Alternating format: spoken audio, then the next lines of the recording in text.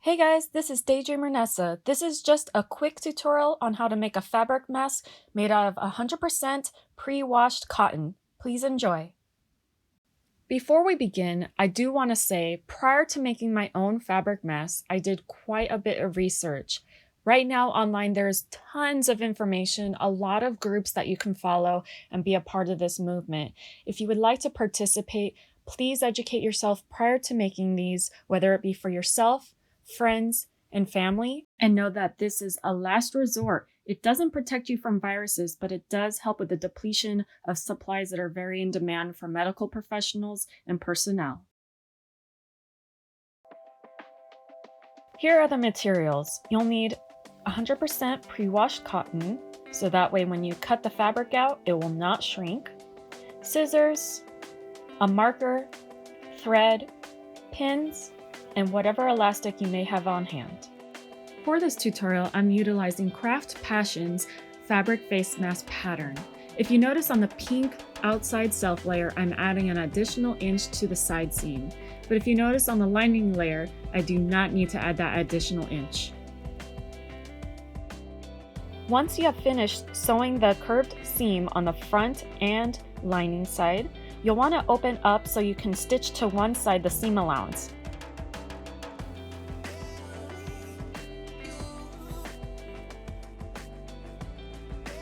Make sure you do this on both the lining side and on the self or front facing side.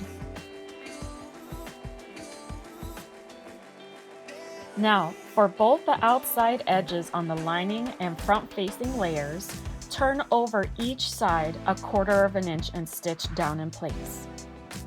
Now you're actually ready to line this. You'll want to take the front facing layer and the lining layer and pin together. I use the center curve seam on the top and bottom edges as my anchoring points. Then I'll move on to the outer edges and pin them in place.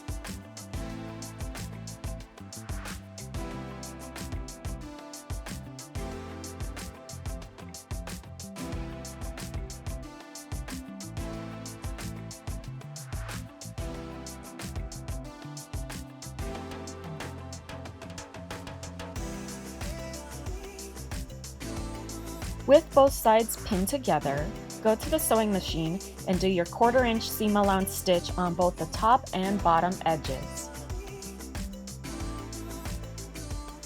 Take your finished piece and turn it right side out. Notice how you can actually see the pocket. This is what's necessary if you would like to insert a filter layer.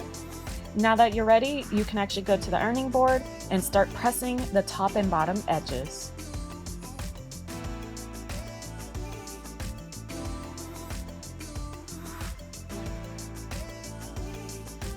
Next step, we'll be doing a top stitch on both the bottom and top edges.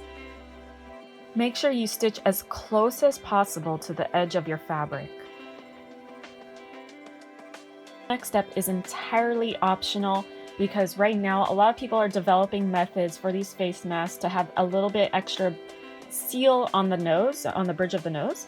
I don't have too much wire on hand, so all I had was this gold craft wire. It's honestly a bit thicker and harder to actually pinch to shape on the nose bridge. So I recommend if you have a thinner wire, that's what I would go with. Just be creative with this if you choose to do this step. I am only trying this out as a test. I'm not sure it's going to be good in the long run. The channel that I'm making for this is wide enough so I can insert the wire but also remove it. I am not sealing it in place because I do not want to have this wire in there permanently.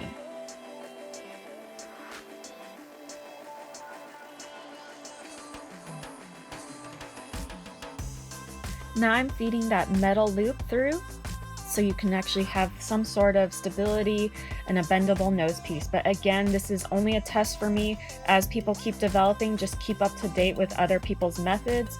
This for me is just a test, but here it is. Again, it's just optional.